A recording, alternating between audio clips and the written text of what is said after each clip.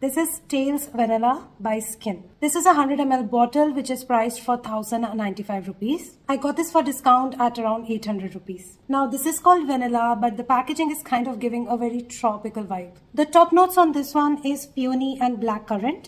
Middle notes of peach and jasmine, base notes of vanilla and musk. The sprayer dispenses less product, so you may have to go more with number of sprays. Now the name is vanilla. So I was expecting a thick gooey vanilla fragrance, probably something like Vanilla 28 by Kayali.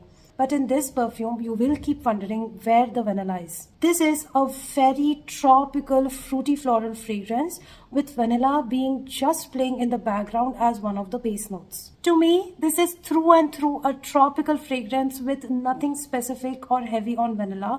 This does not have any bakery vibe to it. This does not have any gourmand feel to it.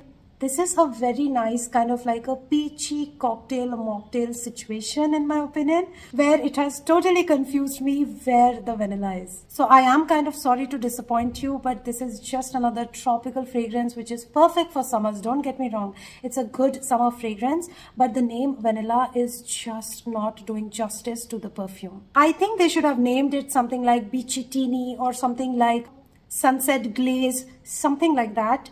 I would have loved this fragrance, but just because the name is vanilla and it's not vanilla, that's where I'm disappointed. So for me, if you want to look for a tropical summer fragrance, go for this one. If you were thinking that this is another Bianco latte in a bottle, forget about it. Just forget about it. There is no vanilla here, okay? There is no vanilla here.